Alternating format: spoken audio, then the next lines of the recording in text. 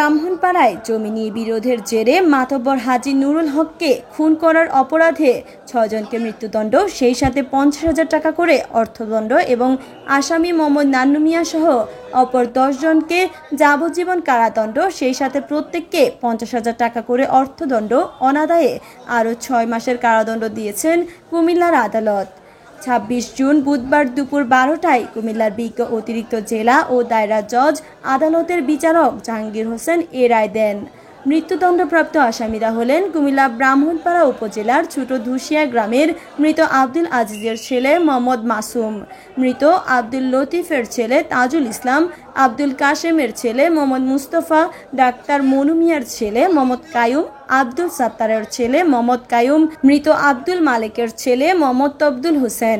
যাবজ্জীবন কারাদণ্ডপ্রাপ্ত আসামিরা হলেন কুমিল্লা ব্রাহ্মণপাড়া উপজেলার ছোট ধুসিয়া গ্রামের মৃত ওয়াব আলীর ছেলে মোহাম্মদ নান্নু মিয়া, মৃত আলী মিয়ার ছেলে আব্দুল মতিন মিয়া, মৃত আব্দুল খালেক সাইদুল ইসলাম, সিদ্দিকুর রহমানের ছেলে বাবুল মিয়া, মৃত আব্দুল লতিফের ছেলে শফিকুল ইসলাম, মৃত নায়েব আলীর ছেলে মোহাম্মদ মুসলিম মিয়া, নান্নু মিয়ার ছেলে মোহাম্মদ শফিকুল ইসলাম, মৃত আব্দুল বাতেনের ছেলে মোহাম্মদ হেলাল মিয়া, শুরু মিয়ার ছেলে মোহাম্মদ আওয়াল মিয়া ও মৃত আব্দুল মতিন মিয়ার ছেলে বিলাল হোসেন। মামলার বিচার চলাকালীন সময়ে ২ আসামি মৃত্যুবরণ করেন এবং ২ জনকে বেকসুর খালাস প্রদান করেছেন বিচারক। রায় ঘোষণাকালে আসামি মোহাম্মদ কায়ুম, মোহাম্মদ তবদুল হোসেন, নান্নু মিয়া, মতিন মিয়া, বাবুল মিয়া, শফিকুল ইসলাম, মুসলিম মিয়া, শফিকুল ইসলাম, মোহাম্মদ হেলাল মিয়া ও মোহাম্মদ আব্দুল আওয়াল আদালত কাঠগড়ায় উপস্থিত ছিলেন। বাকি আসামিরা পলাতক রয়েছেন। আমরা রায় সন্তুষ্ট, আলহামদুলিল্লাহ। আমি ন্যায় বিচার পেয়েছি, আলহামদুলিল্লাহ। এই যে ১ নম্বর আসামি মাসুমের সাথে জমি জমা নিয়ে গন্ডগোল ছিল চাচা, এর প্রেক্ষিতে এই যে হাজি সাহেব এটা রায় করছে উপজেলা চেয়ারম্যান সরকারে, আমার আব্বা আর কি রায় করার পরে হেরার বিরুদ্ধে গেছে, যাওয়ার পর এর থেকে ক্ষিপ্ত হয়ে আমার আব্বাকে মেরে দিয়েছে। আজকে মামলার যে ডিজি হাজী নুরুল হক, উনি ছিলেন ব্রাহ্মণপাড়া থানাধীন ছোট ধুসিয়া গ্রামের একজন সম্মানিত ব্যক্তি। উনি এই গ্রামে দরবার করতে যাই আজকে এই মামলার যে ১ নম্বর আসামির আত্মীয় ফারুকদের সাথে তার দ্বন্দ্ব হইলে আজকের এই মামলার ডিজি এবং তার নেতৃত্বে উপজেলা চেয়ারম্যান সহ একটা দরবার হয়। দরবারে আসামি মাসুদদের বিরুদ্ধে রায় হয়। ওই রায়ের প্রেক্ষিতে আসামিরা ষড়যন্ত্র করতে থাকে।